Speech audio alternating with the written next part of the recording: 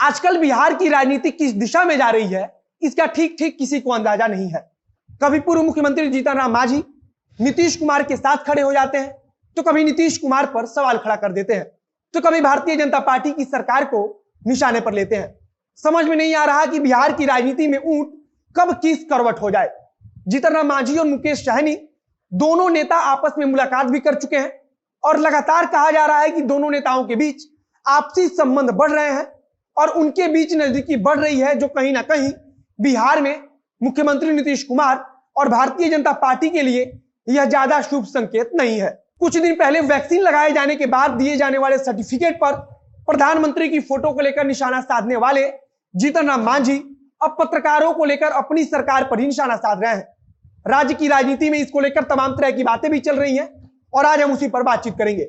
नमस्कार, मेरा नाम है मोहित कुमार सिंह और आप देख रहे हैं जनता जंक्शन का विशेष कार्यक्रम एक्सप्लेनर।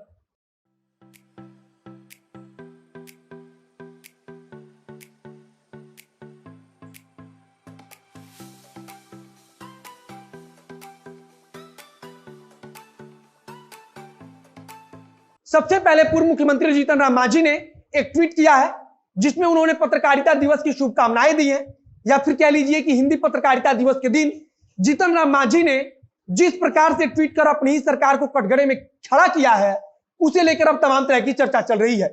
पूर्व मुख्यमंत्री जीतन राम मांझी ने लिखा है कि जब हम पत्रकारों को न्याय नहीं दिला सकते तो हमें पत्रकारिता दिवस की शुभकामना देने का कोई अधिकार नहीं।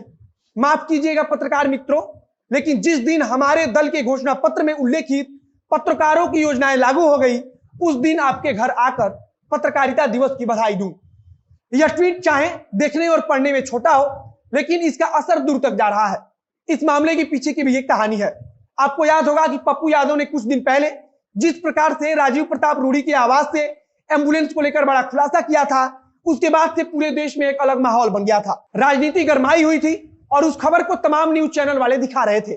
अब एक निजी चैनल के पत्रकार ने इस खबर को प्रमुखता से दिखाया, जिसके बाद से भारतीय जनता पार्टी के नेता परशुराम चतुर्वेदी ने उस पत्रकार पर एफआईआर दर्ज करा दिया और पुलिस की तरफ से उस पत्रकार के ऊपर एफआईआर दर्ज भी कर लिया गया।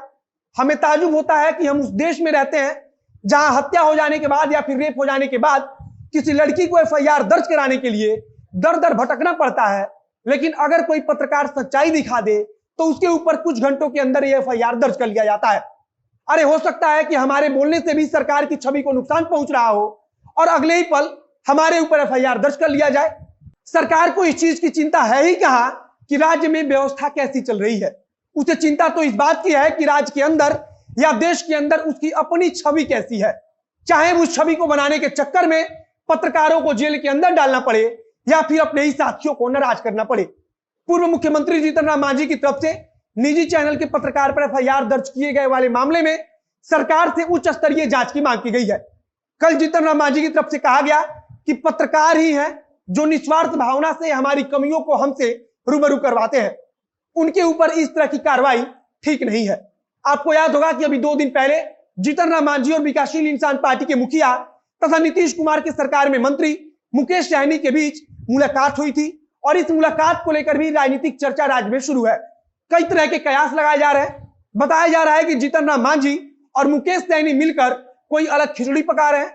चर्चा तो इस बात की भी है कि जीतन राम मांझी और मुकेश सहनी खुद को सरकार में अभी तक स्थिर नहीं कर पा रहे हैं या फिर अपने आप को भारतीय जनता पार्टी और जदयू के नेताओं के साथ ढाल नहीं पा रहे हैं।